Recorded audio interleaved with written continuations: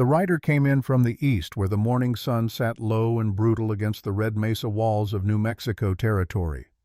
She came alone as she always had on a dun-colored horse that moved with the steady patience of an animal that had learned not to hurry because hurrying in high desert only burned what little water you had left.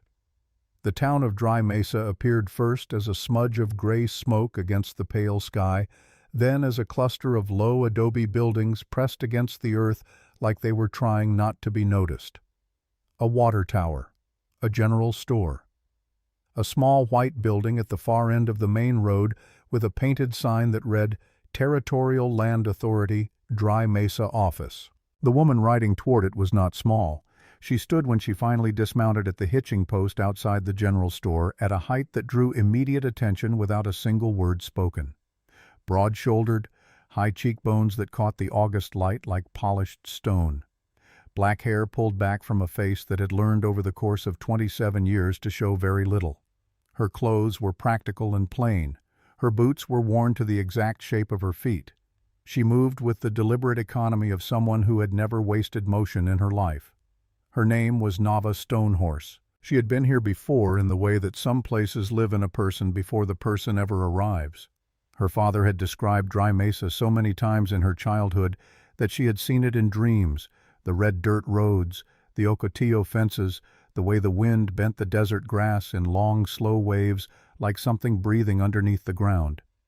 He had described the exact slope of the land to the east, the way the morning light fell across the flat-topped bluffs, the feel of the soil when it was damp, dark, and loose and rich in a way that most desert soil never was.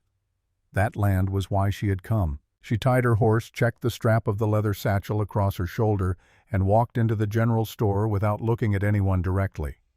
She had learned young that looking directly invited conversation, and conversation in a place like this, for a woman who looked like her, was rarely the kind that ended well.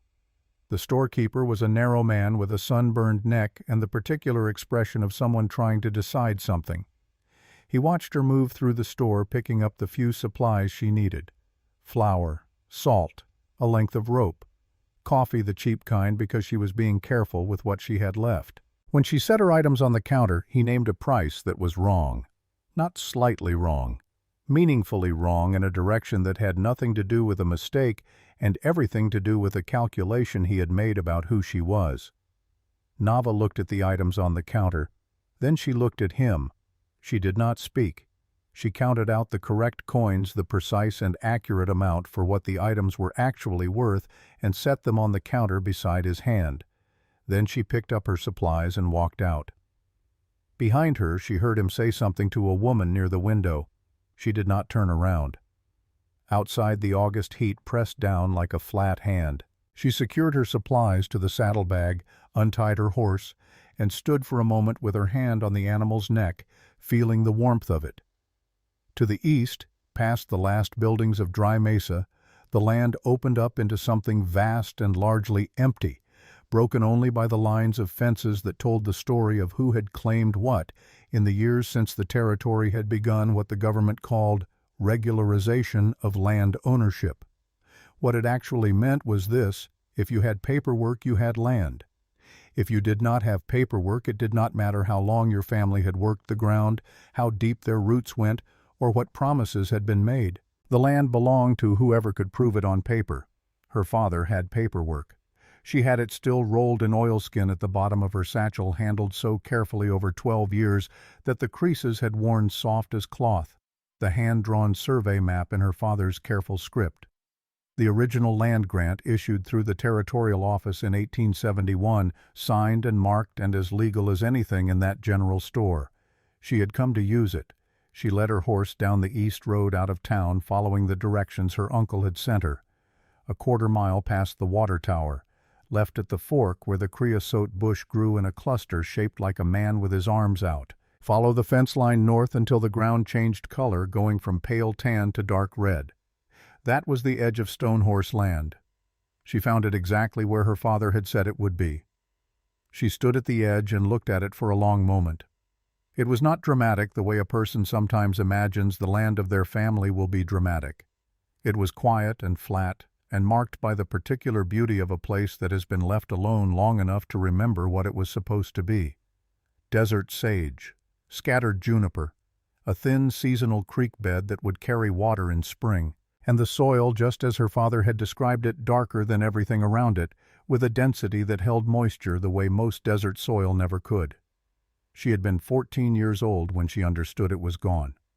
The year after her father died, when she had gone to the territorial office with her uncle and presented the papers, and the man behind the desk had looked at them and said very politely that there was already a deed on record for this land, that it had been transferred legally, that there was nothing he could do. She was 27 now. 12 years of working other people's land, saving what she could, learning what she needed to learn.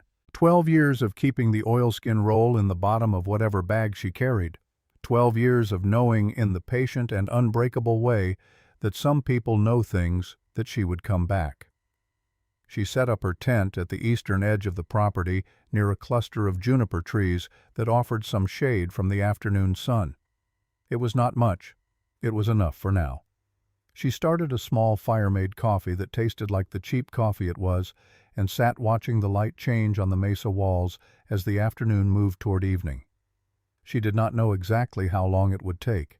She knew it would not be easy. She had no illusions about how Dry Mesa would receive her, or about what Vernon Shade, the man whose name was now on the record for this land, was likely to do when he realized who she was and why she had come.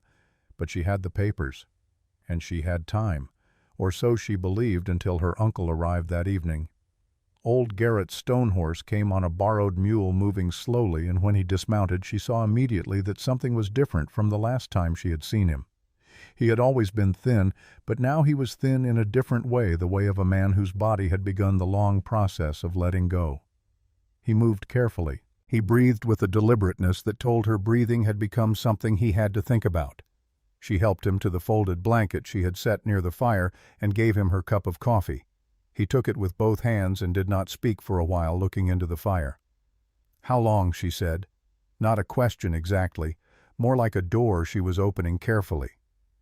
"Doctor in Santa Fe says maybe until the first snow," Garrett said. "Maybe not that long." He looked up at her. "I did not want to tell you in the letter. I wanted to see your face when I said it, so I could see what you needed." "What I need," Nava said, "is time. That is the one thing I cannot give you more of." He reached into his coat and took out a small leather-bound book worn at the corners. "Everything I remember, everything I saw, the dates, the names, what was said, and where, and who was standing where, when it was said. My hand is still clear enough to write a legal statement. But Nava," he held the book out to her, "it has to happen before the first snow." She took the book.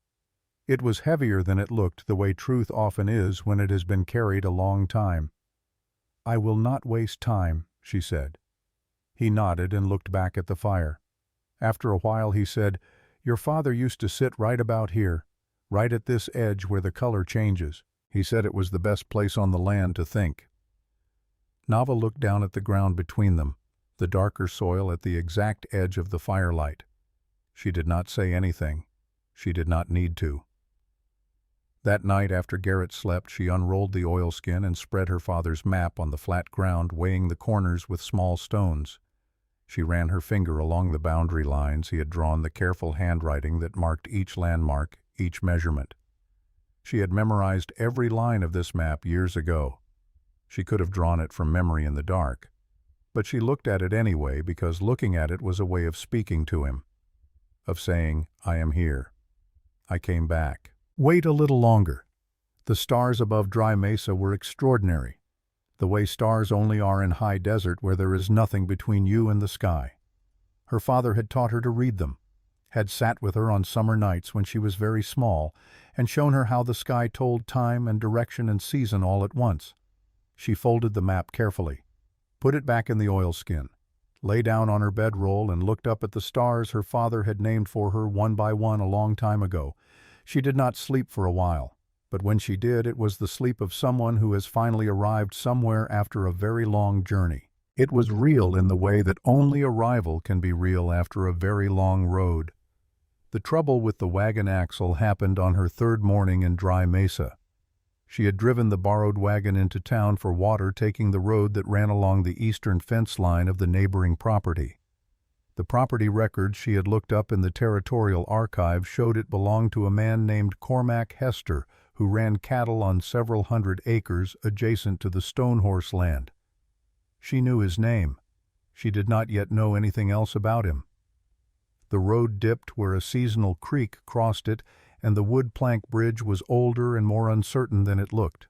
The right front wheel caught the edge where a plank had rotted through and dropped at an angle that was immediately unmistakably wrong.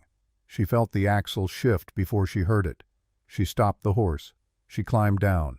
She crouched and looked at the underside of the wagon, which told her everything she already suspected. The axle was not broken, but it was close, and any weight on it was going to finish the job. She stood and looked around. The road was empty.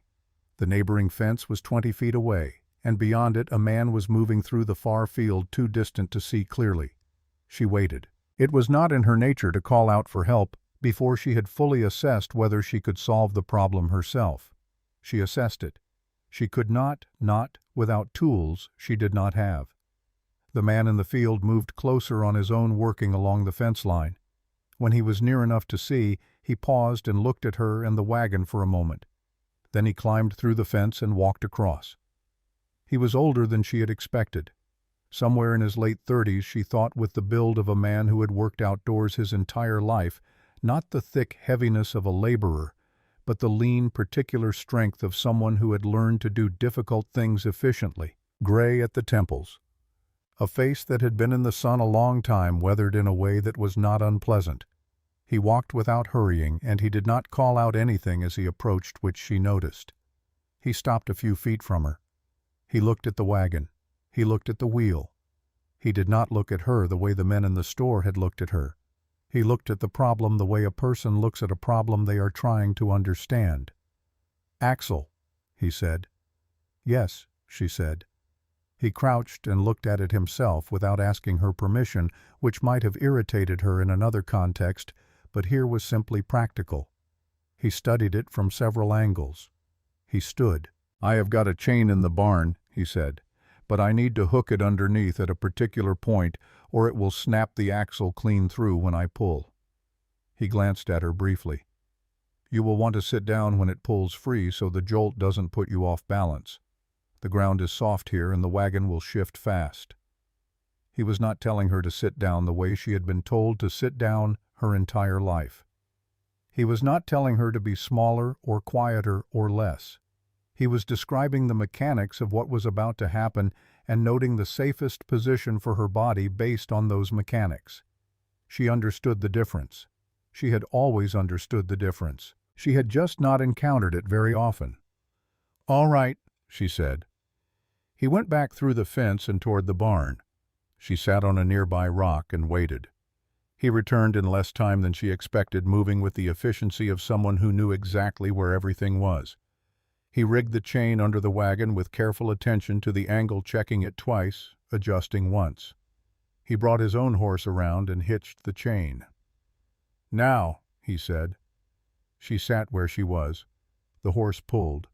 The wagon shifted and lurched forward, and the jolt was exactly as he had described it, sharp and sideways, and if she had been standing she would have gone down.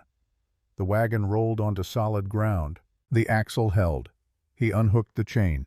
He checked the axle again. "It will hold as far as town," he said. "You will want to have it looked at before you load it heavy again." "Thank you," she said. He nodded. He began coiling the chain. He was not waiting for more conversation, which was something she respected in a person. "I am Nava Stonehorse," she said. "I am on the land to the east of your fence." Something changed in him at that. Not dramatically, not in a way a stranger would necessarily see, but she was watching as she always watched, and she saw it. A very small stillness that moved through him, and then was gone, replaced immediately by his ordinary expression. "Cormac Hester," he said.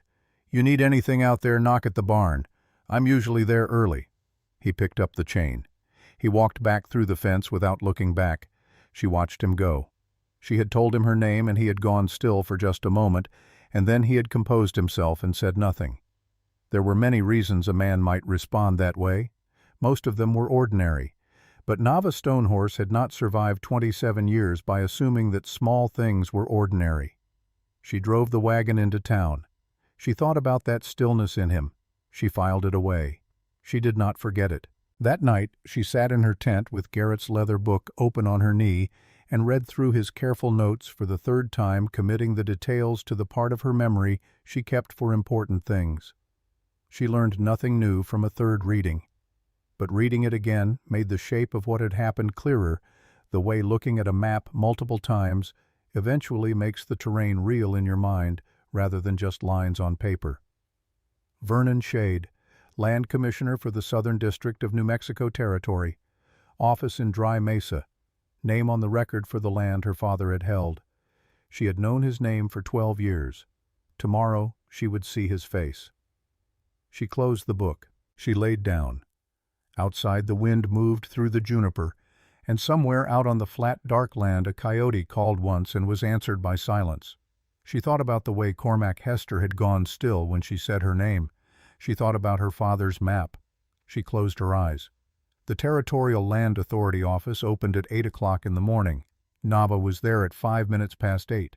The clerk inside was a young man with ink-stained fingers and the look of someone who had been in this particular job long enough to have formed strong opinions about how things were done. He looked at her when she came through the door in the way that people sometimes look at something that doesn't fit the category they are expecting, and then he arranged his expression into something professionally neutral and asked if he could help her. "I would like to review the public land records for the parcels east of the main road," she said, "from the creek boundary north to the mesa wall." "Those records are public," he said. This was true. Under the Territorial Land Act of 1880, all deed records were available for public inspection during business hours. She knew this because she had spent 2 months in the Territorial Archive in Santa Fe learning exactly what her rights were and were not. "Yes," she said. "I know." "I would need to pull those files from the back," he said. "It might take some time." "I can wait," she said. She sat down on the bench along the wall and waited. She was good at waiting. Waiting was something she had made a practice of, had turned from a passive experience into an active one. While she waited, she looked at the room, the filing cabinets, the map on the wall that showed the district's parcel grid, the stack of recent filings on the corner of the clerk's desk. She read what she could read from where she sat. She noted what was there. The clerk disappeared into the back room. He stayed there a long time. When he came back, he no longer had the neutral, professional expression. He had a different one, the expression of someone who has been told something and is now trying to figure out how to deliver it. "I am going to need to get Commissioner Shade's authorization to release those particular files," he said. "It's a new procedure for parcels currently under review." There was no new procedure. There was no authorization requirement for public records. She knew this. He probably knew that she knew this. She looked at him for a moment. Then she said, "What is your name?" He told her. She took out the small notebook she carried and wrote it down, along with the date and time and what he had said. He watched her write. His expression changed again. "I will come back tomorrow," she said. "If the files are not available, then I will write to the Territorial Governor's office about the new authorization procedure. They will want to update their guidance documents." She walked out. She stood in the morning sun on the board sidewalk and let the information settle. They already knew she was here. They had known she was coming, or they had known someone would come eventually, and they had made preparations. It was not surprising. It was not even discouraging. It was simply information. She walked down the main road, past the general store, past the farriers, past the small white church at the end of the block. She was looking at the town the way her father had taught her to look at land, not just at what was on the surface, but at what the surface told you about what was underneath. What she saw was a town that was afraid of something. Not of her, specifically not yet, but a general underlying fear that manifested in the way people did not quite meet her eyes, the way conversation stopped when she passed, the way the clerk's expression had shifted from professional neutrality to something more careful when she wrote his name down. The fear of people who have something to protect. She bought coffee at the small lunch counter near the water tower and sat at the end of the counter and drank it slowly. The woman who ran the counter was somewhere in her late 30s with the capable, no-excess manner of someone who ran a business alone and had found it worked better that way. She refilled Nava's cup without being asked. She did not try to make conversation, which Nava appreciated. There was another woman at the counter 2 seats away who had been watching Nava with a directness that was different from the watching she had experienced everywhere else in Dry Mesa. Not hostile, not wary. Something more like curiosity mixed with something else Nava could not immediately name. The woman was younger than Nava, perhaps 23, with a fair freckled face and reddish hair, and the look of someone carrying a weight that didn't show in her posture because she had gotten used to carrying it. "You are on the Stonehorse land," this woman said, not a question. Nava looked at her. "Yes. I am Josie Tanner," she said. "I live on the property north of yours. Used to be my mother's." A brief pause. "I have been watching that land sit empty for 4 years.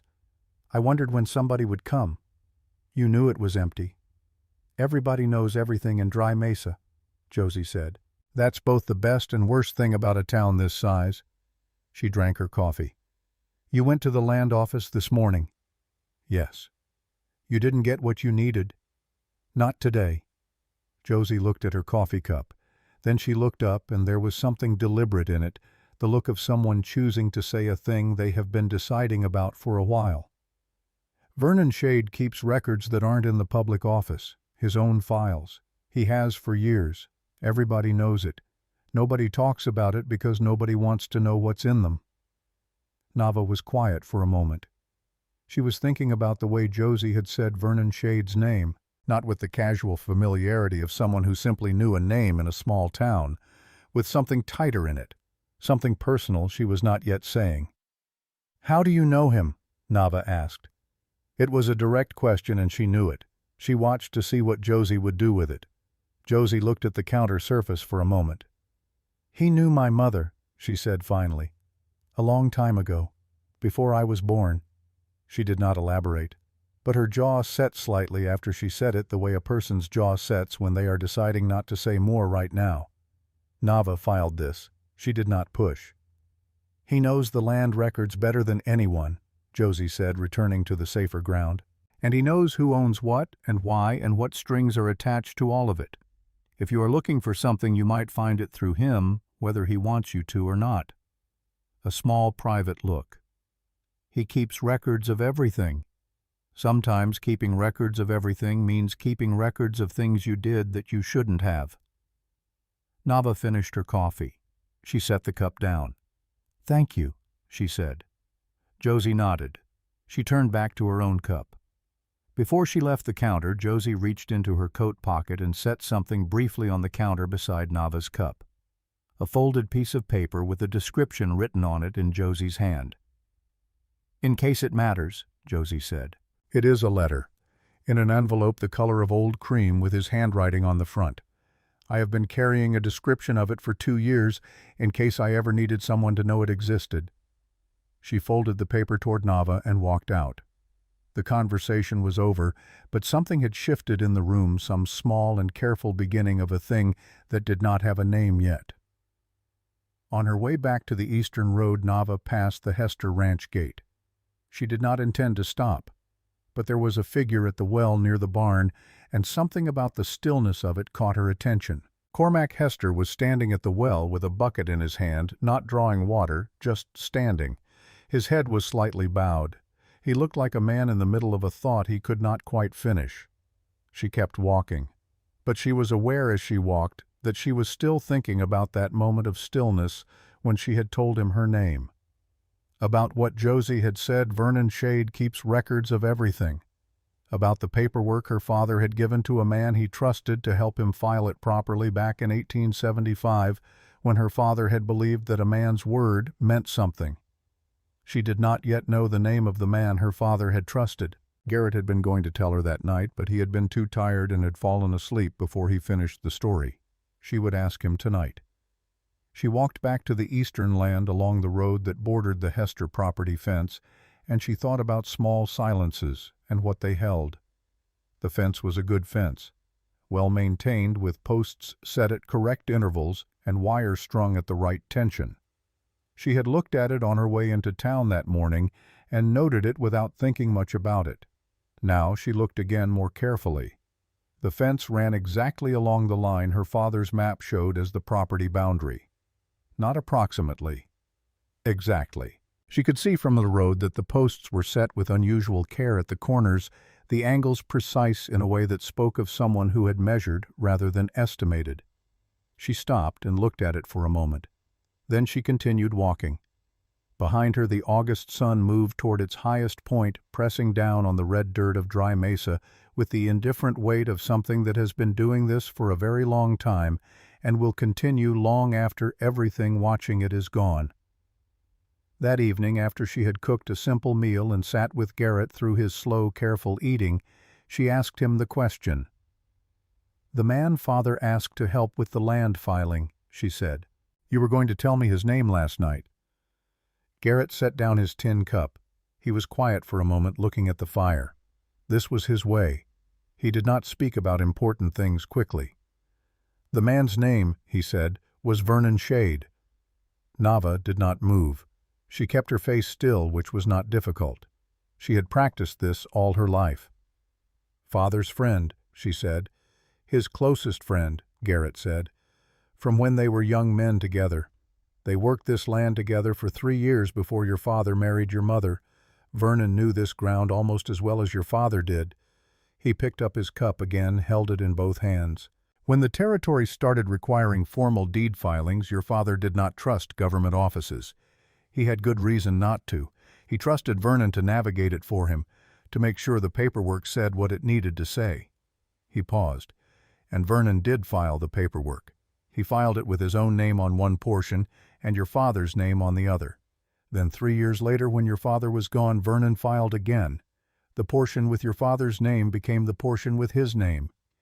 "He was in debt," Nava said. It was not a guess. She had been building this picture for 12 years, and Josie's words today had added a piece she hadn't had. "Gambling debts," Garrett said. "He owed men who do not wait for payment. The land was the thing he had that was worth enough." He looked at her. "I do not tell you this to make you feel sympathy for him. I tell you because understanding why a man does a thing tells you what he will do when he is cornered. Vernon Shade does not make choices from strength. He makes them from fear. Remember that."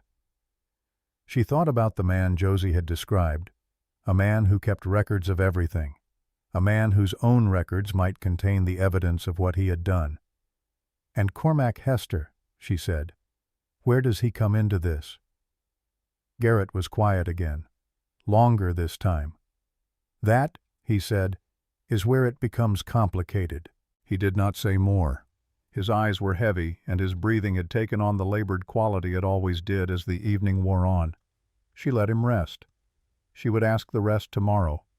After he slept, she sat by the dying fire with Garrett's leather book in her lap, open to a page near the end where his handwriting had gotten slightly less steady. She read his words carefully. She was looking for Cormac Hester's name. She did not find it, but she found something else. A date. November 1882. A brief notation about a wagon accident on the Eastern Road. A man's name she didn't recognize.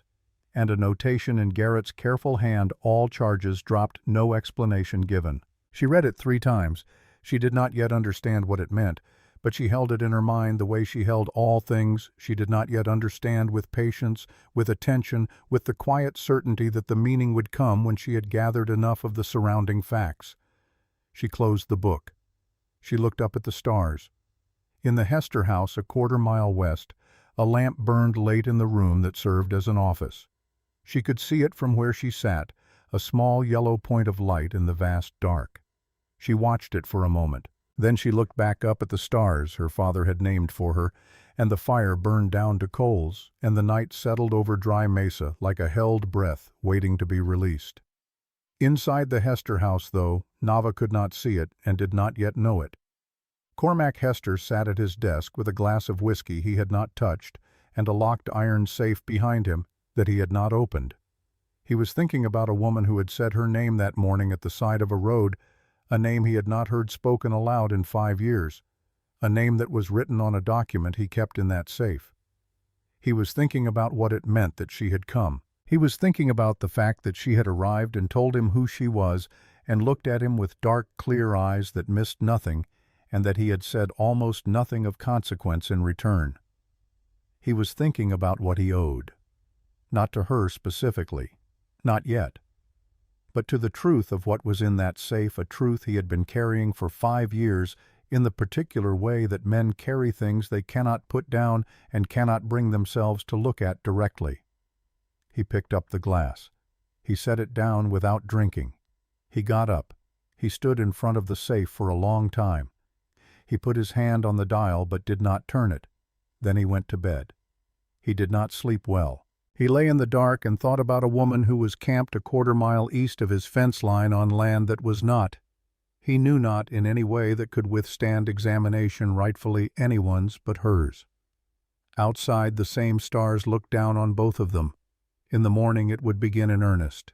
But tonight the land held its breath and the coals faded, and somewhere out in the dark the wind moved through the juniper and carried with it the dry, clean smell of red earth that remembered everything done upon it, patient as stone, faithful as time.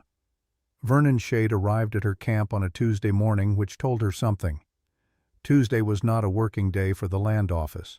Tuesday was the day the weekly supply wagon came through from Las Cruces, and every merchant and clerk and official in Dry Mesa would be occupied with deliveries and invoices and the small commerce that kept a desert town breathing. A man who came calling on Tuesday morning was a man who had chosen a time when witnesses were busy. She had been awake since before dawn, as she always was. She had rebuilt the fire-made coffee, gone over Garrett's notes again by the growing light, and was sitting with a cup on the flat rock near the juniper trees when she heard the horse on the road. She did not stand up. She watched him come. He was shorter than she had expected. Not small, but the kind of man who had learned to carry himself in ways that suggested more size than he actually had. Upright posture, deliberate movements, a hat set at an angle that added half an inch to his apparent height. He was perhaps 60, with a politician's face, the kind that had been arranged so many times into expressions of authority and warmth and concern that it was difficult now to read what was underneath any of them. He was well dressed for a Tuesday morning in the desert. This too told her something. He dismounted at the edge of her camp and did not approach further. He held his hat in his hand, which was a studied gesture, the gesture of a man presenting himself as respectful. "Miss Stonehorse," he said. He had a carrying voice, the practiced voice of a man accustomed to rooms. "I am Vernon Shade. I serve as land commissioner for this district." "I know who you are," she said. He smiled as if she had said something pleasant. "Then you know I am the person best positioned to help you understand the situation regarding this parcel. I thought it might be useful to have a conversation before things became complicated." She looked at him steadily. She did not offer him coffee. She did not gesture toward a seat. She let him stand where he was and hold his hat and wait. "What things," she said, "are you expecting to become complicated?" He moved through the smile into something more carefully arranged, an expression of reasonable concern of a man who has your best interests at heart and only wants to make sure you have the full picture. She had seen this expression before on other faces in other contexts. She recognized it the way you recognize a particular type of weather. "The deed on record for this parcel is clear and legal under territorial law," he said. "The transfer was properly filed and witnessed. Whatever documents you may have brought with you, I would not want you to invest significant effort in a legal challenge that has little basis in the current record." He paused. "These situations can become costly and difficult for everyone involved." She let the silence sit after he spoke. She had learned this from her father, who had told her when a man says something that contains a threat wrapped in reasonable language, do not answer the threat and do not answer the reasonable language. Answer the space between them where the truth is. "You knew my father," she said. Something happened to his face. It was not dramatic, and it was over in less than a second, but she had been watching for it and she saw it. Not guilt exactly. something more complicated than guilt, something that looked in that brief, unguarded moment like a man recognizing his own reflection in an unexpected mirror. "I knew Hostine Stonehorse," he said.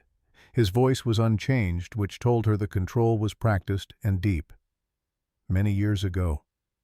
12 years ago, she said, "you filed an amended deed on this parcel. The original filing from 1871 named my father as the sole holder. The amended filing named you as partial holder and later as full holder." She watched his face. "My father had been dead for a year when the Second Amendment was filed." "Land law in the territory is complex," he said. "There are provisions for abandoned parcels for holders who cannot be located for debts attached to property. The record reflects a legal process that was properly followed." "I am sure it does," she said. "Records are easy to make reflect whatever you need them to reflect if you are the one who controls the records." The smile was gone now. What was underneath it was more interesting. Not anger, though there was some of that. Mostly it was the look of a man who is suddenly aware that the terrain has changed under his feet, and he has not yet worked out in which direction solid ground lies. "I am trying to help you avoid a difficult situation," he said. His voice had lost some of its practiced warmth. "I know what you are trying to do," she said.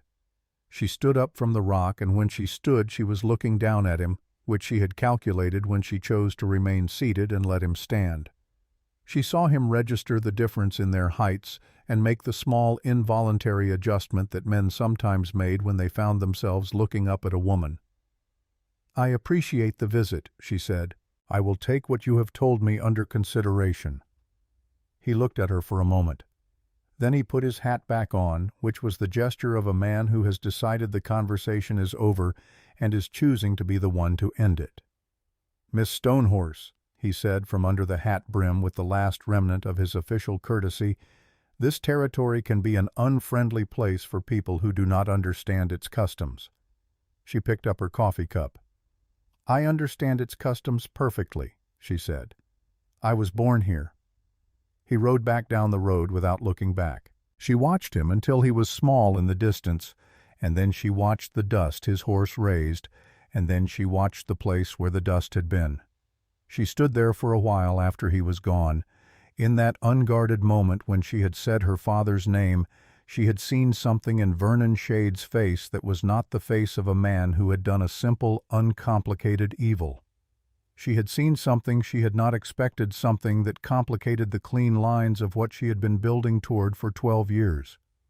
She had seen a man who knew exactly what he had done and had been carrying it in some interior place for a long time.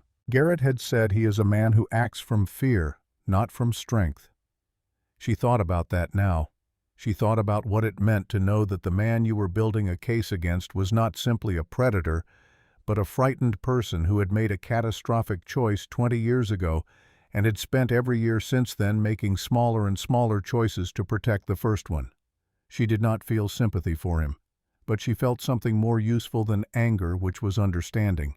And understanding was a tool. She went back to the fire. She poured out her cold coffee and made a fresh cup and sat down with Garrett's book again and read the page about the November 1882 wagon accident until she felt that she had extracted everything it contained. That afternoon Cormac Hester appeared at the boundary fence. She was working on the eastern edge of the property, clearing brush from the area near the creek bed where she intended to eventually plant.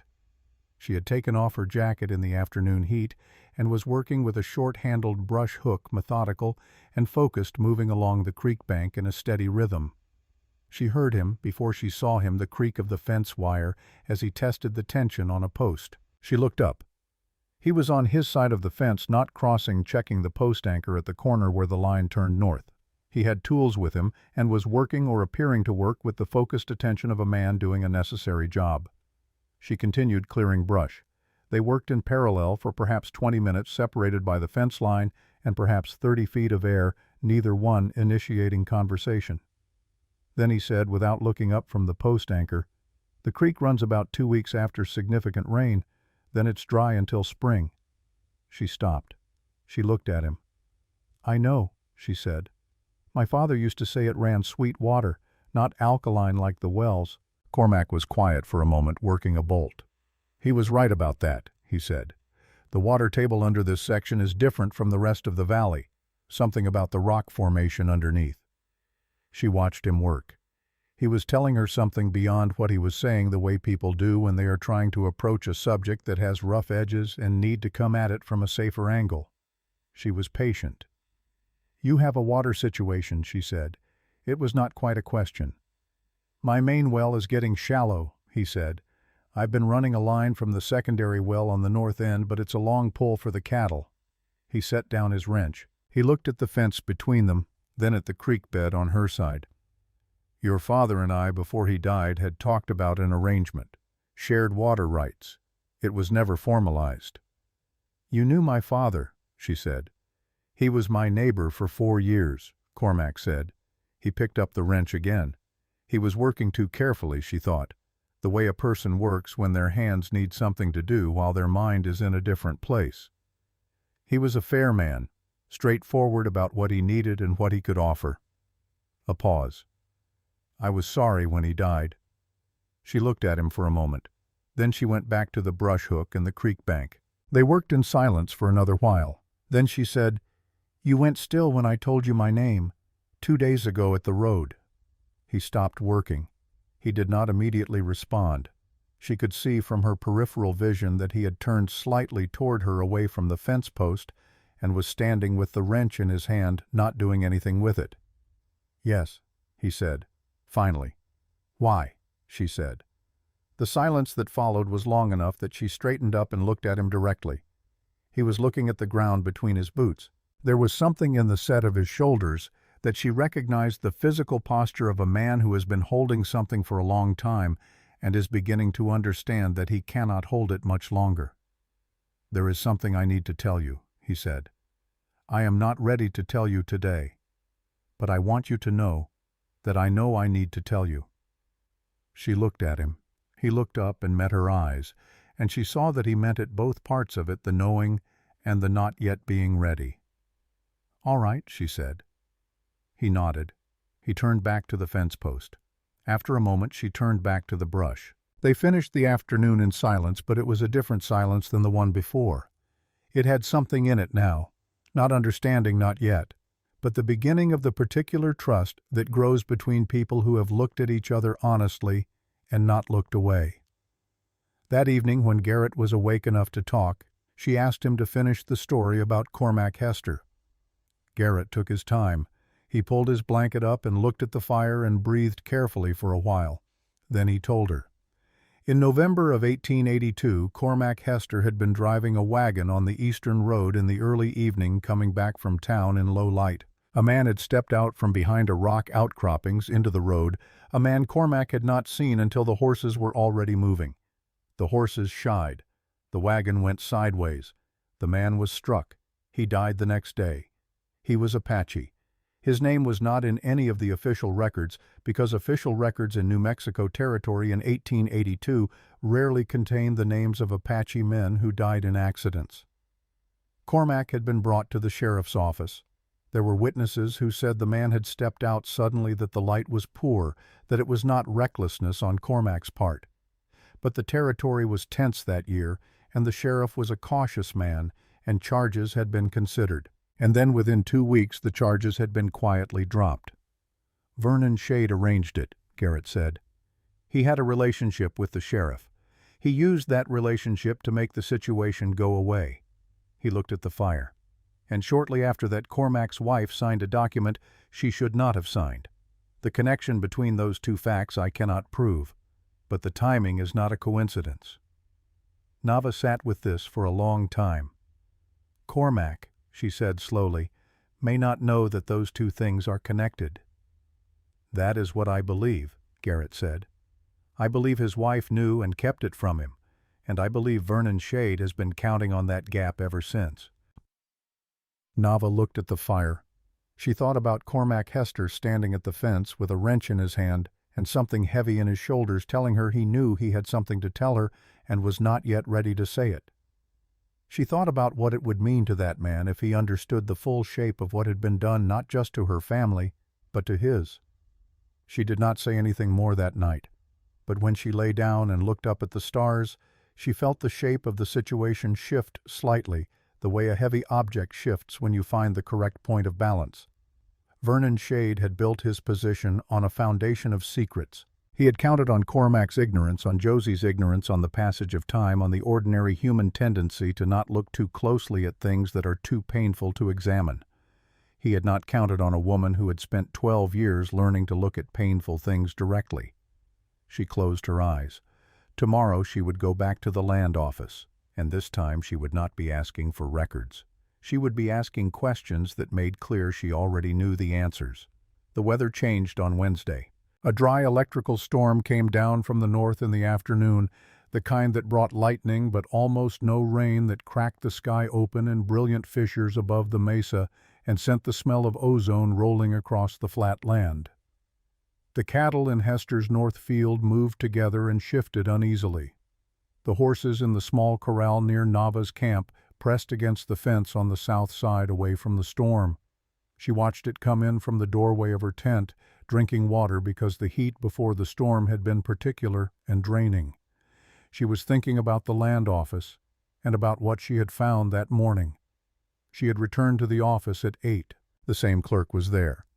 She had set down on his desk without preamble a copy of the original 1871 land grant, a copy of the Territorial Land Act that specified public records access, and a handwritten note with the name of the territorial governor's legal secretary in Santa Fe, a man she had spent 3 months cultivating a correspondence with during her time in the archive. The clerk had looked at these items. He had gone to the back room.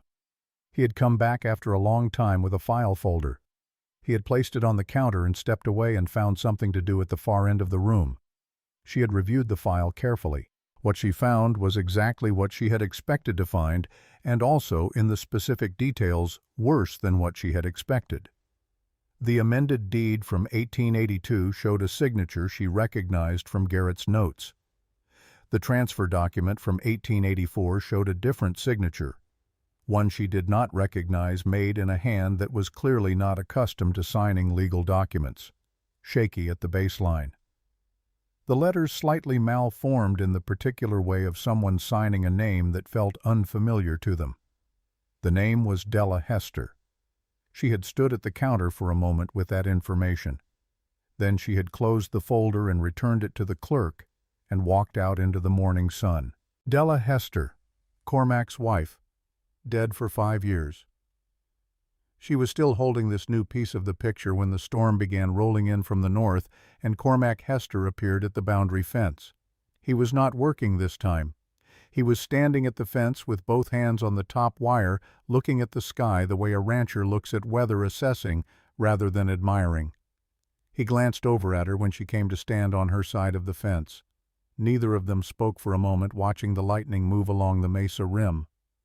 "It won't reach us," he said. "These northern storms usually break up against the bluff line." "I know," she said. "I have seen them before." He looked at her briefly. There was a question in his expression that he did not ask about what she knew about what she was remembering. She did not offer the answer. They stood watching the storm for a while. The thunder rolled across the flat land in long, low waves, and the lightning reflected in the creek bed on her side of the fence in the thin, standing water that had not yet soaked in from last week's small rain. "I went to the land office this morning," she said. His hands tightened slightly on the fence wire. "All right," he said. "I reviewed the transfer documents." She kept her voice even. "The 1882 amended deed and the 1884 full transfer." She paused. Della signed the 1884 document. He was very still. The kind of stillness that is not calm, that is in fact the opposite of calm, that is what happens when a person's body stops because the mind is moving too fast. "I did not know that," he said. His voice was careful, controlled, but underneath it something was happening that he was working not to show. "I know you didn't," she said. He looked at her then, directly and fully, in a way he had not done before. She saw something in his face that she recognized from Garrett's face and from her own face in still water, the look of a person processing a thing they cannot put back down once they have picked it up. "I need to think," he said. "Yes," she said. "So do I." He left the fence and went back toward the house. She watched him go. The storm continued its slow rolling approach, and then, as he had said, broke apart against the bluff line and spent itself in dry lightning and retreating thunder and nothing else. She did not see him again that evening. What she did not see, because it happened inside the house where no one could observe it, was this: Cormac Hester walked back to the house and through the kitchen and down the hall to the bedroom that had been his and Della's. He had repainted the main rooms the year after she died. He had moved furniture and bought new curtains and done the ordinary things people do to help themselves live in a space that grief has made foreign. But he had not touched this room. He told himself it was because the paint was still good. He knew it was not because of that. He looked at the room for a moment from the doorway, the wardrobe, the dresser, the chest at the foot of the bed where Della had kept the things she called her good things, linens and letters, and the small objects women keep in such containers. He crossed to the wardrobe. He had opened it many times in 5 years for practical reasons. He had never moved what was inside it. He stood before it now and looked at the dresses that still hung there, the ones he had never been able to give away, and then he reached past them to the back panel of the wardrobe and pressed against it the way he had pressed against it once before, years ago, when Della had shown him the small space behind it where she kept things she called private. She had shown it to him as a sign of trust. She had said, "I show you this because I do not keep secrets from you." And then she had shown him the empty space. It was not empty now. There was a letter, in an envelope, with his name on it in Della's hand. He took it to the kitchen table. He sat down. He looked at it for a long time. The oil lamp burned steadily. Outside, the last of the storm moved south and the night settled in, and the only sound was the occasional low call of an owl from the juniper stand near the eastern fence. He opened the letter. Della's handwriting was clear and familiar, the handwriting of a woman who had written carefully and deliberately all her life, who had taught school before she married him, and had never lost the school teacher's respect for the written word. The letter was 3 pages long. He read it slowly. She had written it, she said, because she could not say it to his face. She had tried several times. She had not been able to find the words that would allow her to tell him without destroying something she could not afford to have destroyed, which was his peace. She had decided that he would find this when he was ready to find it, which she trusted him to know. In November of 1882, after the accident on the Eastern Road, Vernon Shade had come to see her. Cormac was being held at the sheriff's office while they decided what to do about the Apache man's death. Shade had told her it was not certain that Cormac would face charges, but it was not certain that he wouldn't, and in the territory when an Apache man died and a white man was responsible, the outcome depended entirely on who was paying attention and who wanted what. He had laid out what he needed from her: a signature on a transfer document, one signature, he said, for a piece of land, in exchange for which he would speak to the sheriff and the charges would not be pursued. She had asked him why he needed her signature specifically. He had told her that Cormac's name was attached to a previous arrangement that required a household signature to complete that. It was a legal formality that the land was not productive in any case that it had been abandoned. She had known, she wrote, that he was not telling her everything. She had known that what she was signing mattered more than he was saying. But Cormac was in a jail cell and a man was dead, and she had made the calculation that people make when they are afraid, and running out of time she had signed. She had not told Cormac because she knew him. She knew that if he understood what had been done on his behalf, and at what cost, he would not be able to leave it alone. He would go after Shade. He would end up in a worse situation than the one she had pulled him out of.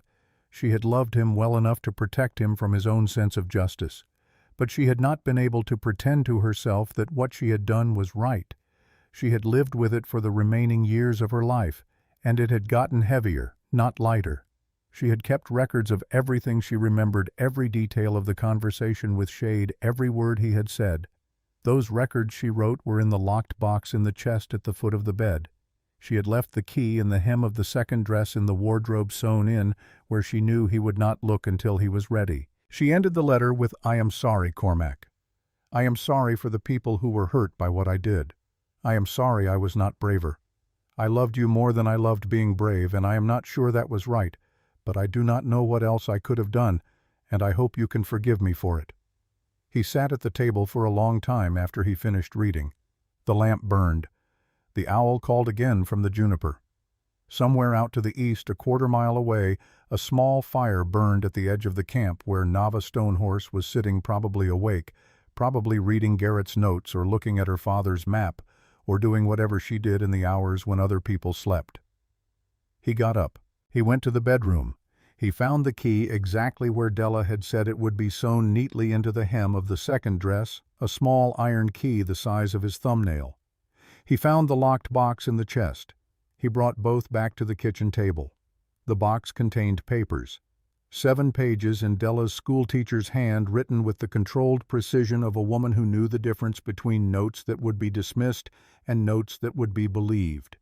Dates, times, exact words. The description of the conversation with Shade in the kind of specific detail that could not be fabricated, the way the afternoon light had come through the kitchen window.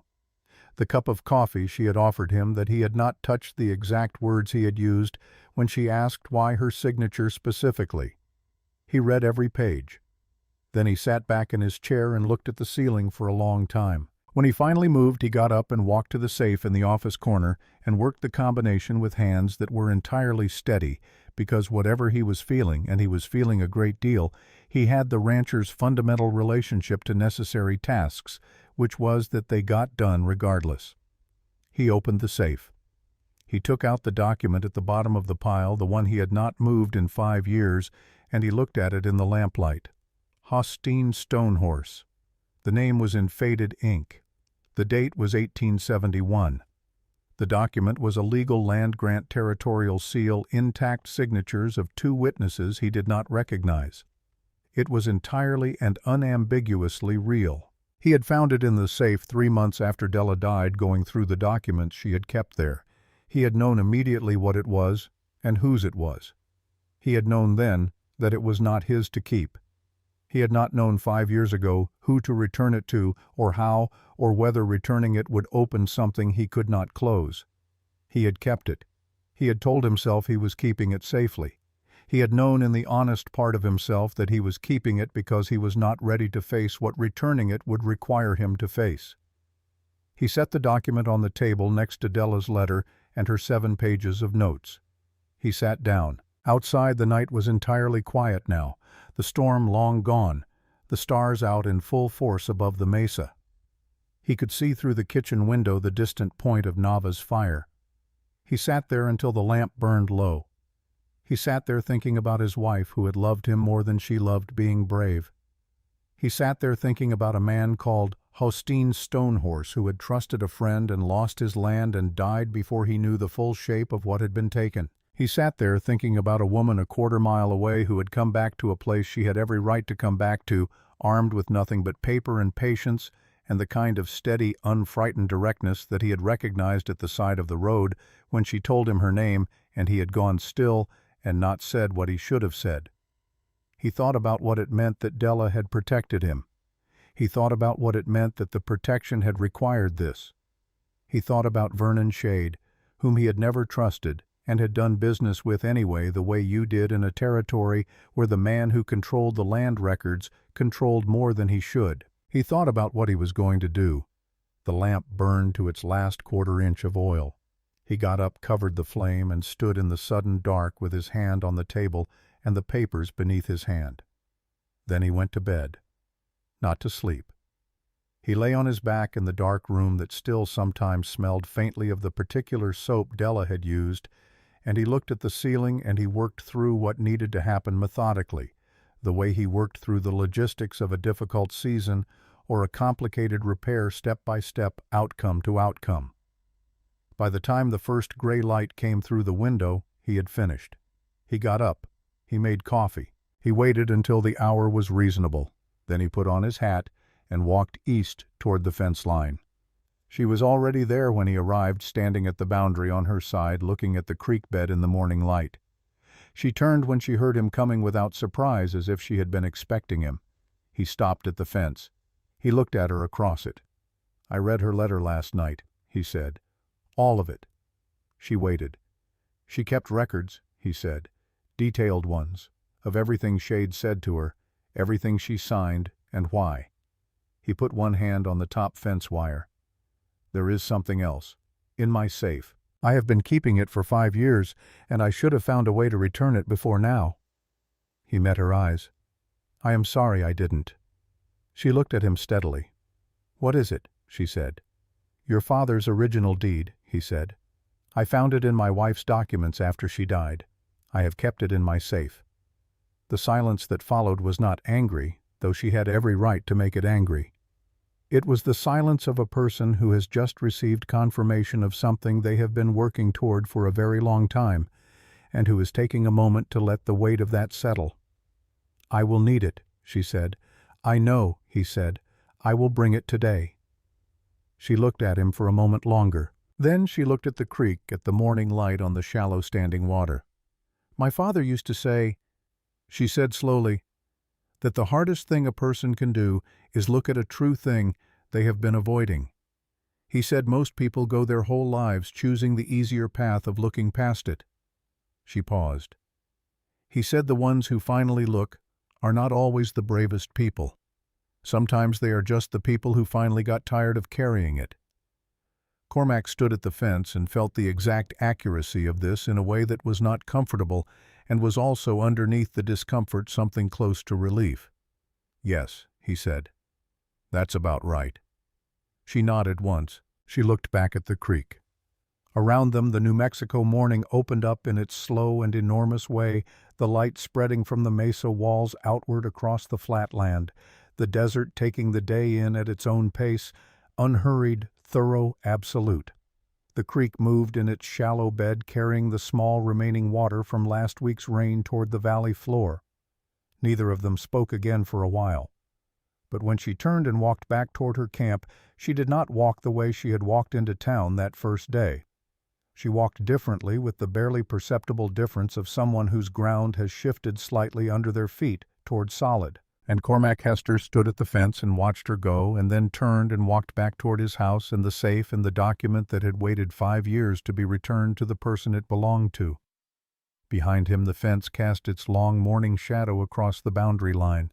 Underneath the ground in the dark rock formation that no one could see, the water table that fed the Sweet Creek on the east parcel continued its slow and patient movement, the same as it had moved for 1,000 years, indifferent to deeds and signatures and the brief, complicated arrangements of people on the surface. The earth held what it held. It had been holding it a long time. It would hold it until the people above it were finally ready to see clearly what had always been there. The annual Harvest Festival in Dry Mesa had been running for 11 years, which in a territory town was long enough to feel like tradition and short enough that the people who had started it were still alive to argue about how it should be done. It happened in the second week of August, when the worst of the summer heat had peaked and the evenings were beginning to carry the first faint suggestion of what would eventually become autumn. Merchants set up tables along the main road. Someone always brought a fiddle and someone always brought a segundo, and by 8 in the evening there was dancing in the open area beside the water tower boots, kicking up red dust in the lamplight, while the stars came out overhead one by one. Nava had known about the festival before she arrived. Garrett had mentioned it in one of his letters as a thing to be aware of, a day when the whole town would be present and visible and arranged in the particular way that small communities arrange themselves at public gatherings, which is to say, in the exact formation that reveals who stands with whom and why. She had not planned to attend. What changed her mind was Garrett. He had been declining steadily through the second week of August, not dramatically but unmistakably, the way a fire declines when the wood is almost gone, burning just as bright in the moments it burns, but burning less frequently with longer dark intervals between. She sat with him each evening and read to him from the book he had brought, a worn Bible with a cracked spine that he did not read for religion, but for the language which he said was the best English ever written by people who were translating from something older. On the Thursday before the festival, he was awake and alert in the afternoon, which had become less common, and he asked her if she was going. "No," she said. He looked at her with the patient expression of a man who has earned the right to say difficult things directly. "Your father walked this land openly," he said. "He did not hide on it. He did not wait for permission to be present on his own ground." He paused to breathe. "You have more claim to that festival ground than half the people who will be standing on it." She was quiet for a moment. "I know that," she said. "Knowing it and showing it," Garrett said, "are two different kinds of knowing." She did not answer immediately. She sat with it the way she sat with difficult things without rushing toward resolution. But that evening when she was making the fire, she found herself thinking about what her father's face had looked like in the last year of his life, the particular way he had carried himself through a world that had been making room for him grudgingly his entire life. Not defiant, not apologetic, simply present, occupying the space he occupied as if there were no other reasonable option because there wasn't. She decided to go. On Saturday morning she put on her better shirt, which was not much better than her working shirt, but was cleaner and pressed, and she brushed out her horse and rode into Dry Mesa in the middle of the afternoon when the tables were being set up, and the whole town had the slightly heightened energy of a place preparing to present itself. She tied her horse at the far end of the main road and walked. The response to her presence was immediate and not subtle. Conversations paused. Heads turned. She had expected this and had prepared for it in the way she always prepared for the unavoidable, which was to feel it fully and keep moving. She walked at her ordinary pace. She looked at what there was to see. She stopped at the table of a woman selling preserves and examined the jars with genuine interest because she knew good preserving when she saw it, and this woman knew what she was doing. The preserve woman, who was perhaps 70 and appeared to have reached an age where other people's discomfort was simply no longer her problem, said, "The chokecherry is my best this year. The apricot is good, but it's set a little firm." "I will take the chokecherry," Nava said. She paid for it and put it in her bag and continued walking. She had gone perhaps 30 feet further when she heard Agnes Burrell's voice. Agnes was the wife of Howard Burrell, who sat on the town's 3-person advisory council and was Vernon Shade's oldest ally in Dry Mesa. Agnes was a tall, thin woman with the kind of rigid social confidence that comes from having occupied the same position of local importance for so long that the position has become inseparable from the self. She was standing with 2 other women near the table where the church auxiliary was selling baked goods, and she spoke at a volume that was calibrated precisely not so loud as to be openly confrontational, but loud enough to be clearly intended for the ears it reached. "She has got some nerve," Agnes said, in the tone of a woman making a general observation to her companions. "Coming here as if she belongs." The 2 women with her did not respond with words, but with the small sounds and expressions of people confirming that they agree. Nava stopped walking. She did not turn immediately. She stood for a moment with her back to Agnes Burrell, and felt the familiar weight of it, the particular gravity of public contempt which she had been feeling in various forms for 27 years, and which never became entirely ordinary, no matter how long you lived with it. She felt it move through her, the way weather moves through cold and unwelcome and real. Then she turned around. She looked at Agnes Burrell from her full height, which was considerable. Agnes was not a short woman, but she was shorter than Nava by 4 inches, and those 4 inches Nava had learned over the years carried information. Not about power, not exactly. About something harder to name, the simple physical fact of presence, of existing at a scale that could not be ignored or made small. She did not speak. She simply looked. Agnes held her gaze for a moment. Then, with the slightly over-controlled composure of a woman who has found herself in a position she had not fully anticipated, she looked away, turned back to her companions, said something quieter that Nava could not hear. Nava turned and kept walking. Her heart was hitting hard in her chest the way it always did in these moments, regardless of how composed the exterior was, because the body has its own response to hostility that does not consult the mind before it begins. She breathed steadily. She moved through the festival crowd and let the noise and movement of it surround her. She was near the water tower thinking about whether to stay or whether she had made the point she needed to make and could leave with dignity when she saw Cormac Hester. He was standing at the edge of the crowd on the south side of the main road near a hitching post with a cup of something in his hand that he appeared to have forgotten he was holding.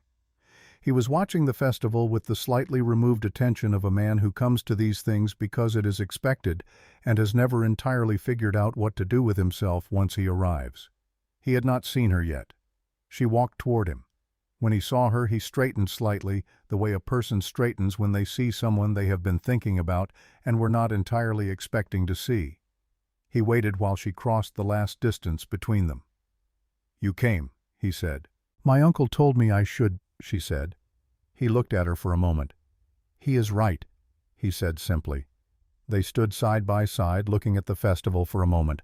The fiddle had started up somewhere in the crowd, and the sound of it moved through the evening air with the particular quality that fiddle music has outdoors in open country, looser and more open than it sounds indoors, as if the notes have room to go somewhere. "I saw what happened with Agnes Burrell," he said. "I imagine several people did," she said. "What you did," he said, "or didn't do, that took something." She looked at him sideways. "What it took," she said, "was 27 years of practice." He was quiet for a moment. Then, surprising her slightly, he said, "I am sorry that practice was necessary." It was a small thing. It was not a small thing. She absorbed it without comment and looked back at the festival. After a moment, he said, "There is something you should know before Monday." Monday was the date she had arranged through the Territorial Governor's secretary for a review session with the Territorial Land Commission representative who was making his quarterly circuit through the Southern District. She had filed the request 3 weeks ago from Santa Fe before she had even arrived in Dry Mesa, and the confirmation had reached her through the Dry Mesa post office the previous week. It was not a trial, and it was not a court. But it was an official proceeding, and what was presented in it would become part of the territorial record, and what became part of the territorial record carried weight that even Vernon's shade could not simply make go away. She looked at Cormac. "On Wednesday evening," he said, "after I read Della's letter, I also went through the rest of the papers in her locked box. There were things in there I had not known about. Business correspondence between Shade and a land agent in Santa Fe going back to 1879. He paused. Della had been collecting it for years. She knew what he had done, and she spent years quietly gathering paper on it without telling me. He looked at his cup. She was building a case. She just did not live long enough to use it. Nava was very still. "How much paper?" she said. "Enough," he said. She looked at him. He looked back. Between them, in that moment, something shifted that had been shifting incrementally since the side of the road 2 weeks ago when she had said her name and he had gone still and not said what he needed to say. It was not dramatic. Nothing about the two of them was dramatic. It was simply the sense of two people arriving at the same point on a piece of ground from different directions and finding that the ground was solid. "I will bring it Monday," he said. "Yes," she said. The fiddle played. The festival moved around them.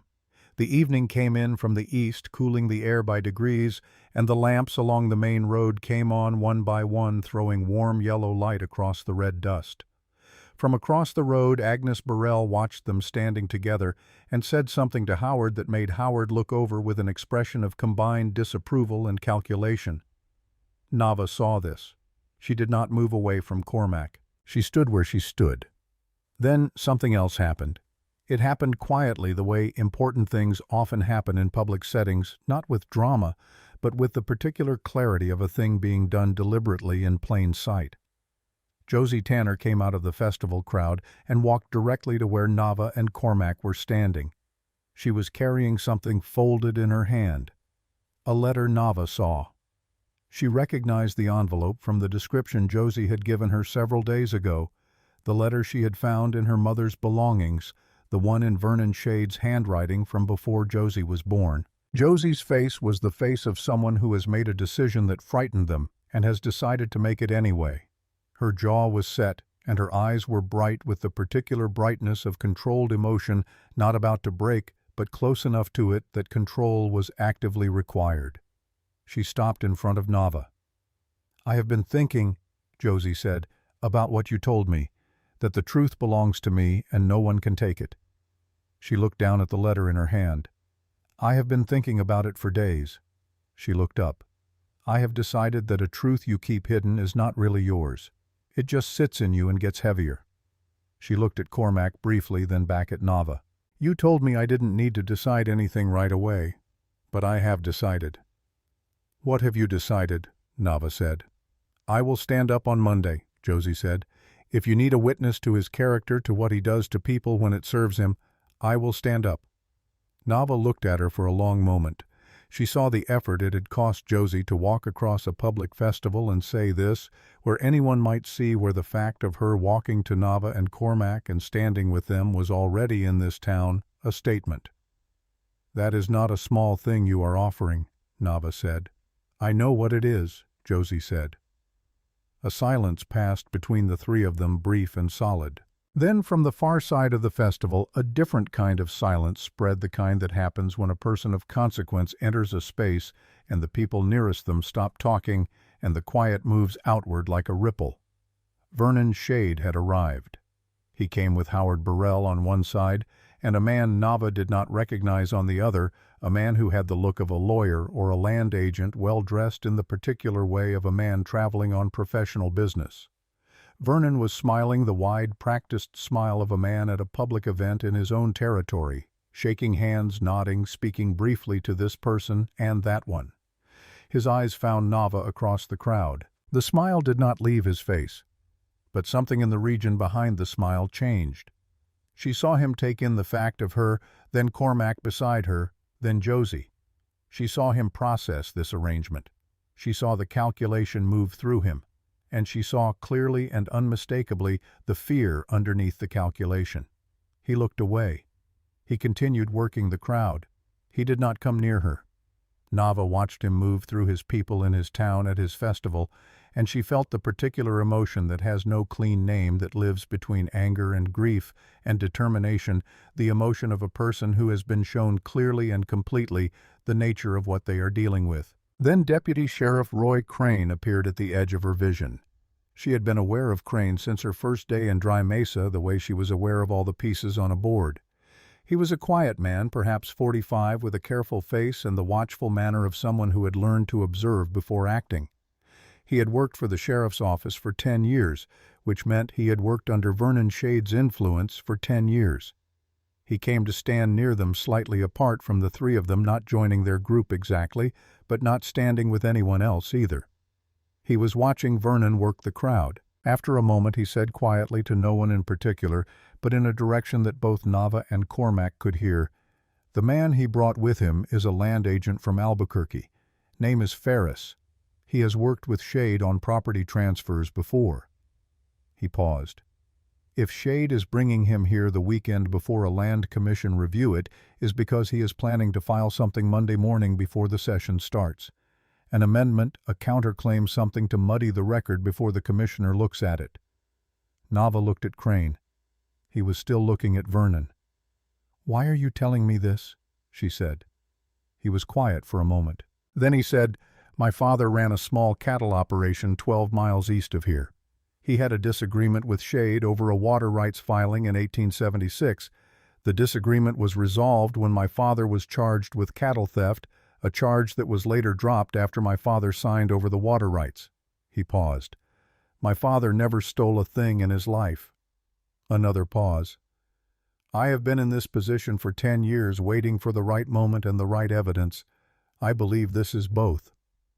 Nava looked at him for a long moment. She looked at the straight line of his back and the set of his jaw and the particular stillness of a man who has been holding something for 10 years and has finally set it down. "Monday morning," she said, "before the session, I will need to know exactly when Ferris goes to the filing office." "I will know when he goes," Crane said, "and I will tell you." He moved away through the crowd. Nava watched him go. Then she looked at Cormac. He was looking at her with an expression she had not seen on him before, not the careful, guarded attention he had shown at the fence and on the road, but something more open, the expression of a man who is watching someone he respects, Do something he recognizes as both difficult and right. He said nothing, but he did not look away. The festival continued around them. The fiddle played. The lamps burned in the red dust. Vernon Shade worked the crowd and did not come near them, and wore his smile with the particular effort of a man who is performing composure and finding it heavier than usual. And Nava stood in the middle of it all in the town that had never made room for her on the ground that had been taken from her family under the same stars her father had named for her one by one a long time ago. She stood there, and she did not fold. Monday came in clear and hot the way August mornings in New Mexico come, without ambiguity, the sun already purposeful at 6 in the morning, the sky, the particular deep blue that only exists at altitude. Nava was at the land office at 7:30. Roy Crane was at the corner of the main road and the side street drinking coffee from a tin cup with the unhurried manner of a man with nowhere to be. When she passed him, he said without looking at her directly, "Ferris went in at 7. He is still in there." She went to the land office and opened the door and walked in. Ferris was at the counter with the clerk, a sheaf of papers between them. He was a compact man in his 50s with the brisk efficiency of a professional who moves through a great many offices in a great many towns and has learned to complete his work before complications arise. He looked up when she entered. The clerk looked up. She walked to the counter and set down without preamble 3 things. The original 1871 land grant, the certified copy she had made at the Territorial Archive in Santa Fe, witnessed and stamped by the governor's secretary, and a letter on official stationery from that same office signed by the governor's legal secretary stating that a review of the parcel in question had been formally requested and was scheduled for this date before the Circuit Land Commission representative. "Any amendment or new filing on this parcel," she said, looking at Ferris, "made while a formal review is pending will be considered an interference with territorial legal process. That is Statute 43 of the Territorial Land Act." She looked at the clerk. "You know this." The clerk knew this. Ferris looked at her. He looked at the documents. He was a professional who had worked with Vernon Shade before, which meant he understood how these arrangements functioned, and also understood with the instinct of a man who had survived 20 years of territorial land politics how to identify the moment when an arrangement had shifted from manageable to hazardous. He picked up his papers. He looked at them for a moment. Then he said to the clerk, "I will need to speak with my client before we proceed." He picked up his hat from the counter. He walked out. The door closed behind him. The clerk stood at the counter looking at Nava's documents. He swallowed. "The commission representative arrives at 10, she said. "I would like these documents placed in the official record before then." The clerk placed them in the official record. The hearing room was the back half of the town hall, a long, low-ceilinged space with benches along the walls, and a table at the front for the commission representative, and a smaller table to the side for the presenting parties. The room held perhaps 30 people when it was full, which it was nearly by the time the commission representative called the session to order at 10 past 10.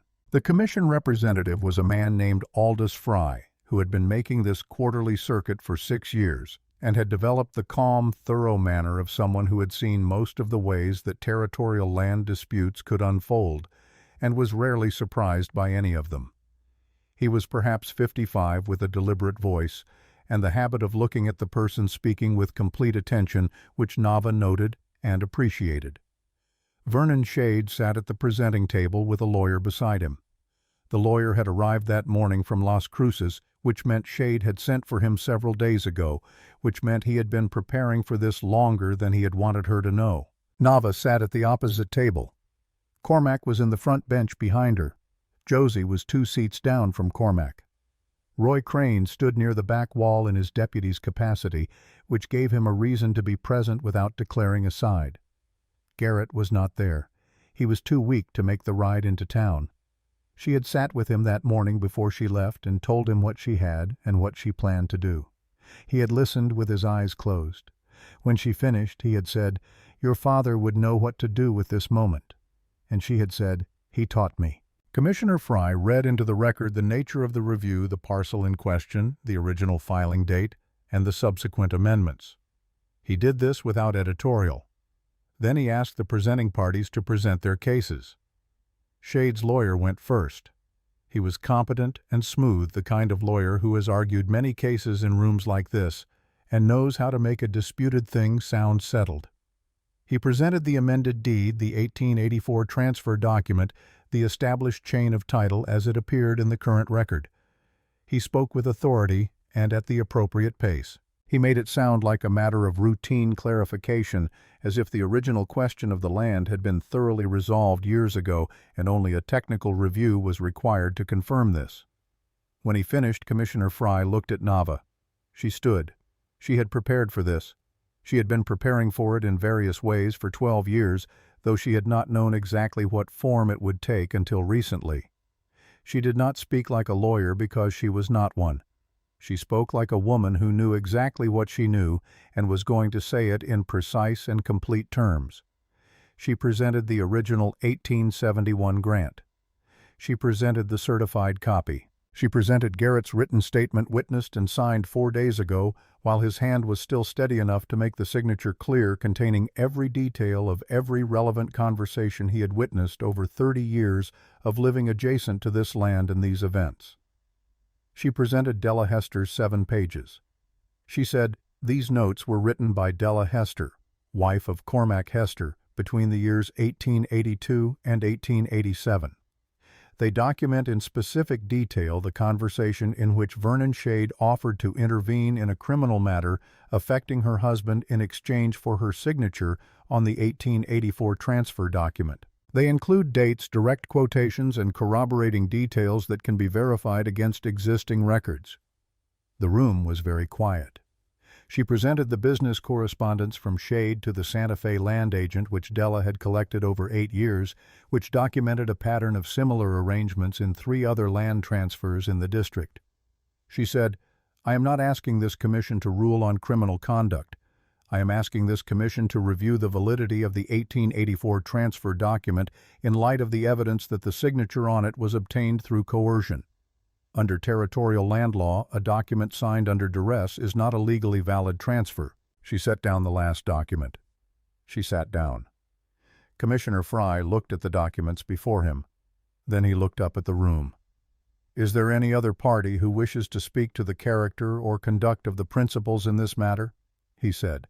It was a standard procedural question, the kind asked in every session, rarely answered by anyone in the room. Josie Tanner stood up. She was in the 3rd row, and when she rose, the people on either side of her shifted slightly, the involuntary movement of people who are suddenly aware they are adjacent to something that is about to matter. She held the envelope in both hands in front of her, not raising it, just holding it the way a person holds something they have decided to stop hiding. "My name is Josie Tanner," she said. Her voice was steady in a way that Nava recognized, the steadiness that is not the absence of fear, but the decision to move through it anyway. "I live on the property north of the Stonehorse parcel. I have a letter." She paused. "It was written by Vernon Shade to my mother before I was born. It is not a land document, but it speaks to the kind of man he is, the kind of man who takes what he needs from people who trust him and counts on them being too ashamed or too afraid to say so afterward." The room was entirely still. Josie did not look at Vernon. She looked at Commissioner Fry. "I am not ashamed," she said, "and I am not afraid. I wanted that on the record." She sat down. Fry looked at her for a moment. Then he said, "The letter will be received into evidence as a character exhibit." He looked at his clerk. The clerk wrote it down. From across the room, Nava did not turn around. But she felt the weight of what had just happened settle into the room the way things settle when they have been a long time in the air and have finally found the ground. The room remained quiet, the kind of quiet that has weight. Commissioner Fry looked at the documents before him for a long time. He looked at Shade's lawyer. The lawyer was in a private conversation with Shade in which neither of them was moving much. Shade had the look of a man watching a wall he has spent a long time building begin to show cracks in several places at once. Fry said, "I will need to review these materials. This session will recess until 2 o'clock. He gathered the documents. He went to the side room. The room began to move and breathe again the way rooms do when the held attention releases. Nava sat at the table. She did not move immediately. She let the room settle around her. Behind her, Cormac stood and came to stand beside her table. He did not say anything. He set Della's original letter down on the table in front of her, which he had brought at the commissioner's request as confirmation of provenance. He had brought the original because originals carried more weight. She knew what it had cost him to carry it into this room. She looked at the letter. Then she looked up at him.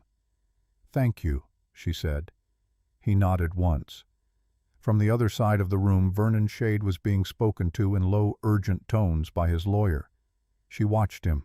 She watched the way he absorbed what was being said and the way his face processed it, moving through the stages of a man who has been confident for a long time and is now encountering the specific experience of confidence dissolving. She watched for the moment she had been watching for. It came.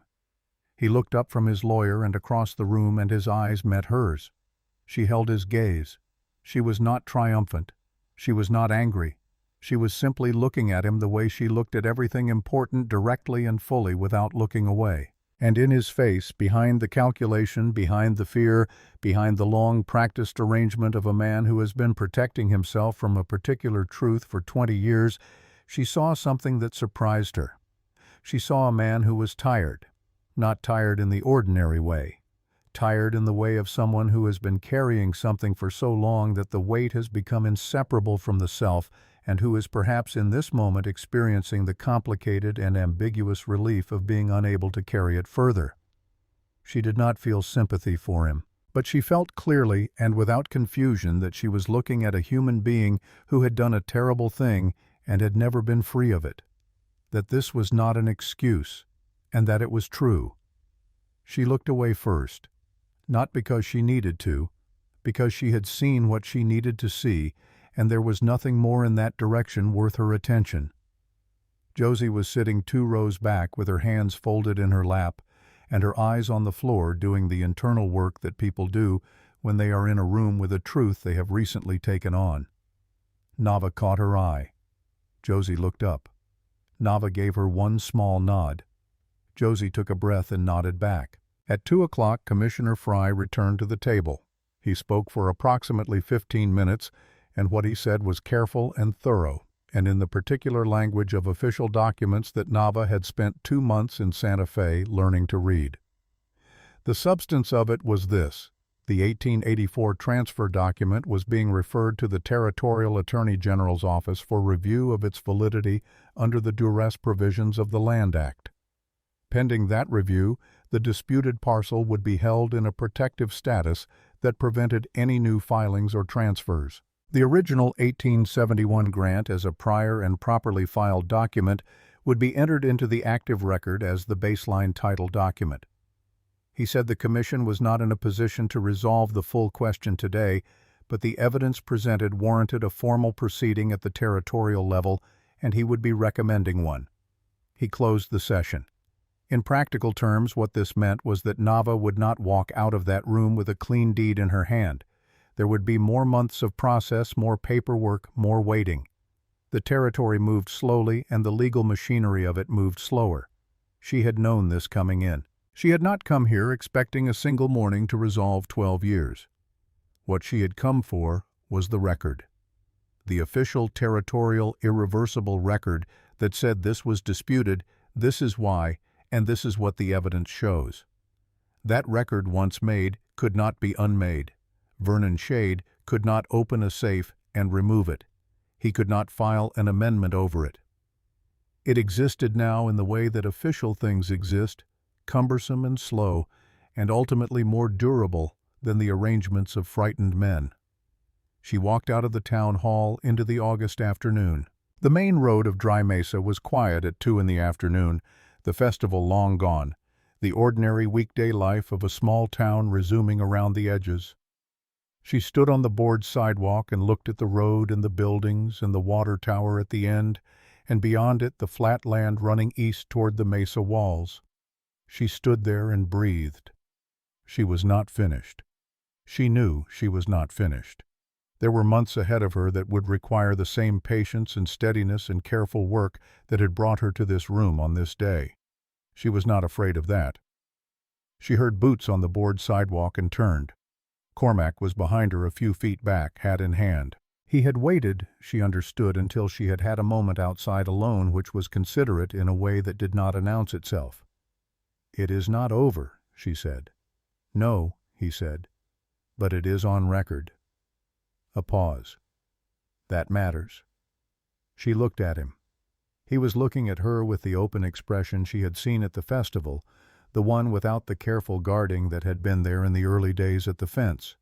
She had become, she realized, someone he no longer needed to be careful around. The realization was quieter and more significant than she would have expected. "Della's documents," she said, "the business correspondence, that was 12 years of your wife's work." "Yes," he said. "She was trying to undo it." "I think," he said slowly, "she was trying to build something that could be used when the right person arrived to use it." He looked at his hat in his hands. She could not have known who that person would be, but she built it anyway. Nava was quiet for a moment. She thought about a woman she had never met sitting in a kitchen in the years after a terrible choice, collecting paper against the day when it might matter. Protecting a husband she could not tell. Building a case she might never see used. "She did something right," Nava said. "In the end." Cormac looked up. "She did," he said. "She did several things right." They stood on the sidewalk in the afternoon sun, and the moment was what it was, unhurried and complete, two people on the same ground for the first time, without anything between them that had not been said, or at least acknowledged. Roy Crane came out of the town hall behind them and stopped briefly. He looked at Cormac, then at Nava. "I am filing my own statement with the Attorney General's office," he said. "Regarding my father's water rights transfer, the commission hearing gave me the opening I needed." He put on his hat. "It is a different matter from yours, but the same pattern, the same man." He paused. "I thought you should know." "Thank you, Roy," Nava said. 2 days after the hearing, word came through Crane that Vernon Shade had submitted his resignation to the territorial governor's office, effective immediately. He had left Dry Mesa on the Wednesday morning stage to Las Cruces alone with one traveling bag. The office on the main road was locked by noon.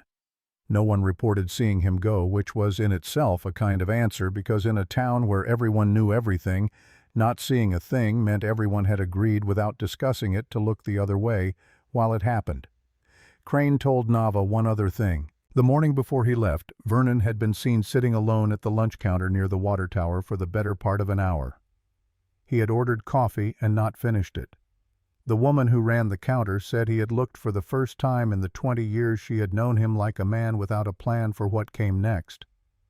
Nava received this information and held it for a moment the way she held things that were finished. She did not feel satisfaction exactly. She felt the particular quietness of a chapter closing, the sound a heavy door makes when it finally settles into its frame, not a slam, just a solid and permanent click. He had made his choices. He had lived inside them for 20 years.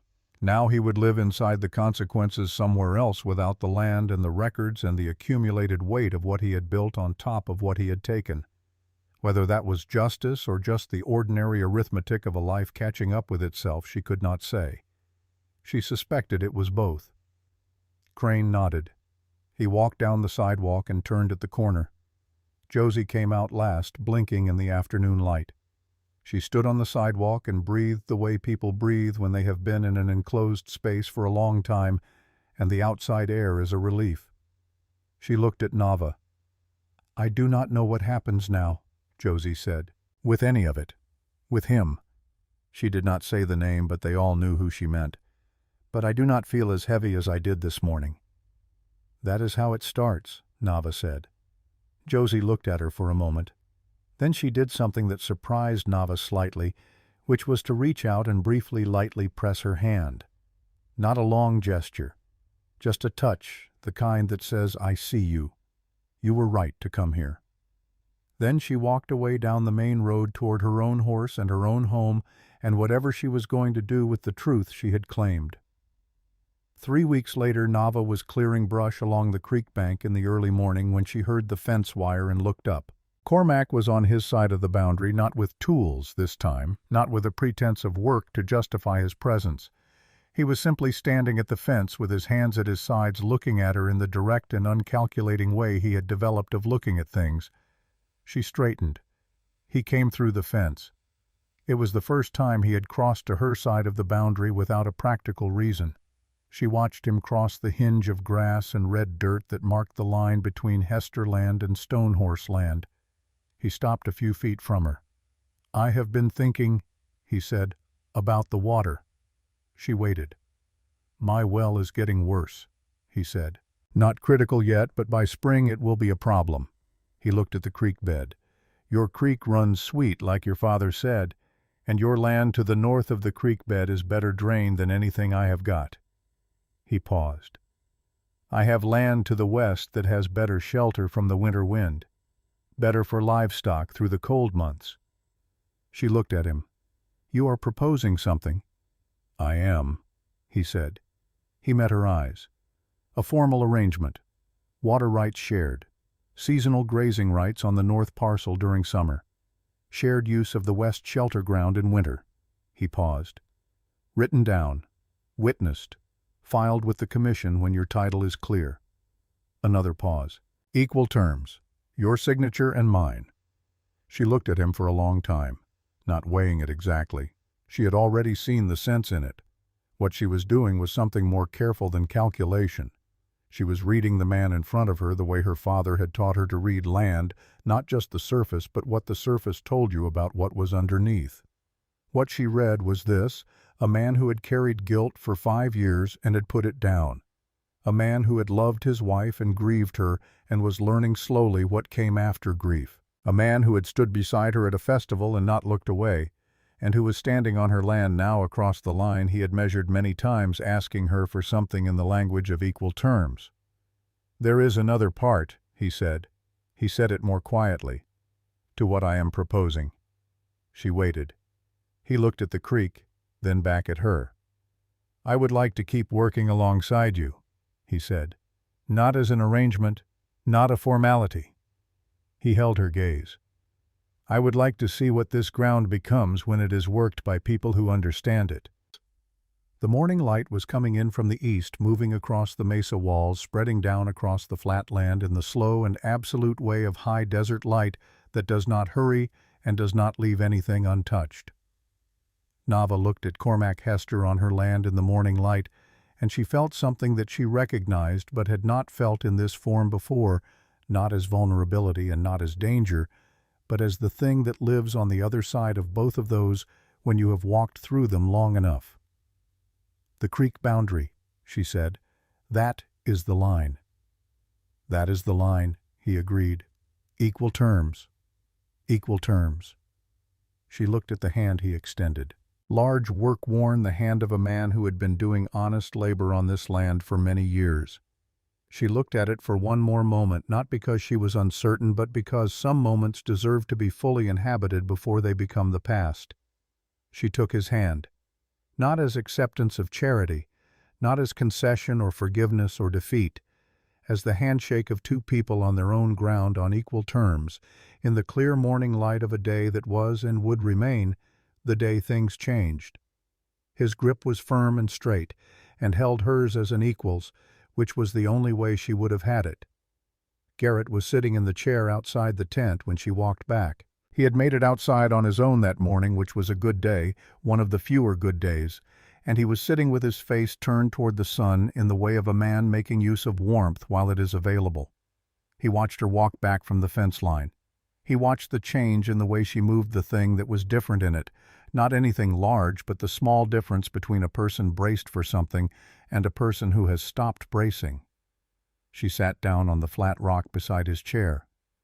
"Well," he said. "Well," she said. He looked at the fence.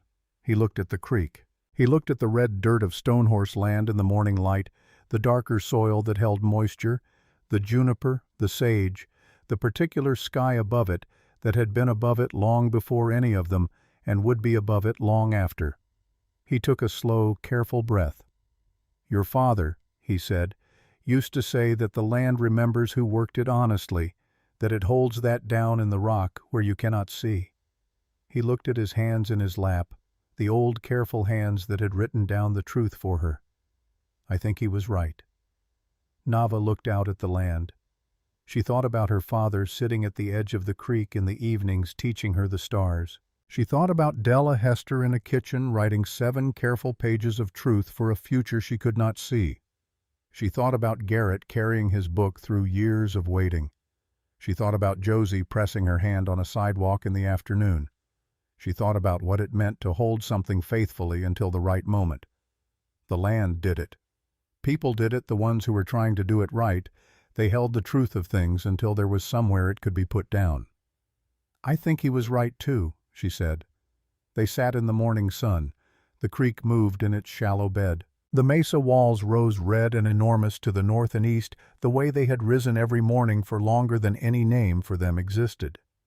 Across the fence, Cormac was back at work in his field, moving through the ordinary necessary tasks of a man who has a piece of ground to tend. He did not look over. He did not need to.